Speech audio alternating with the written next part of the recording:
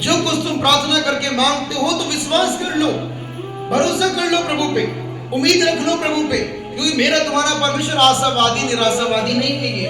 और बाइबल कहती है जो भी तुम प्रार्थना करके कुछ मांगते हो तुम्हें दे दिया जाता है, बेशक थोड़ा देर में मिले, बेशक थोड़ा देर में मिले मेरी प्यारी भाई, लेकिन मिल जाता है। जब मैं आपसे कहना चाहता हूँ विश्वास, जब कोई व्यक्ति पहली बार चर्च में आता ना तो उसका विश्वास बहुत होता है।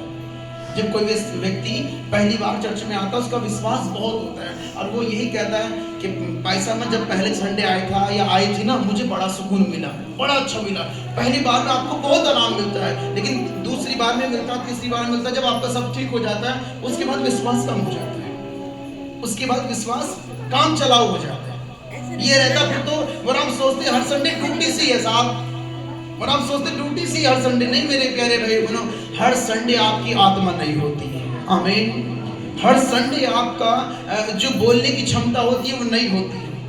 हर संडे आपकी जिंदगी में कुछ नया बताया जाता है, कुछ नया सीखने को मिलता है, कुछ नया करने को मिलता है, कुछ नई तरीके से आराधना करने को मिलती है। मैं प्यारे भाई बहनों आप सबसे कहना चाहता हूँ एक बात को, जितने लोग दुआ करते हैं, आप एक बहन थे हमसे पूछ रहे भैया मैं दुआ भी करती हूँ सब कुछ करती हूँ मैं क्या करूँ?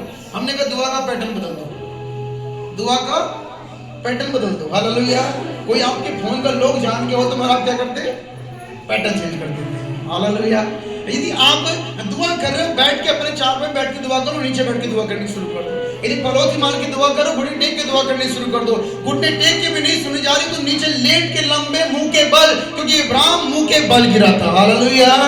दंडवत क्या उसने कहते उसकी प्रार्थनाएं सुनी गई, उसकी प्रार्थनाएं सुनी गई। आप जब घुटने टेक के प्रार्थना करें नहीं सुने जा रहे, खड़े होकर प्रार्थना करो नहीं सुने जा रहे, लेट के प्रार्थना करो, कोई ना कोई पैटर्न तो सही बैठेगा ना।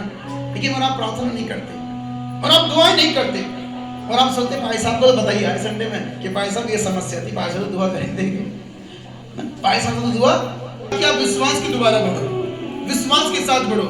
एक बहन है कि मेरे प्यारे भाई जबकि हमारे दुआ प्रार्थना में नहीं आती वो सिर्फ बात करती है फोन पे, बात करती है फोन पे, तो वो किसी और दुआ प्रार्थना में जाती है, कहीं और दुआ प्रार्थना में, तो बता रही भैया मैं अपने घर का 10 देती हूँ, कमाई का 10 देती हूँ, यहाँ तक कि दूध जो बिकता है ना उसका भी मैं 10 देती हूँ। Hallelujah, hallelujah.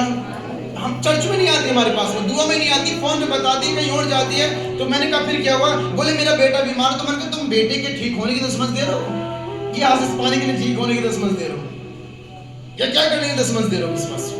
अब मैं आपसे कहना चाहता हूँ प्यारे भाइयों बहनों जितने लोग बैठे हैं, यदि पढ़ना चाहते हो प्रभु में, मर्जी आपके साथ डूबो तो डूब जाओ, हमारा तो फर्क पड़ने वाला नहीं है। हालेलुया। हम तो आज प्रभु का वचन सुनाने आगे कल जाएंगे, लेकिन भाई साहब आपकी कीमत जानते हैं बस, क्योंकि ये आपको बच्चे की तरह पाल रहे हैं विश्वास।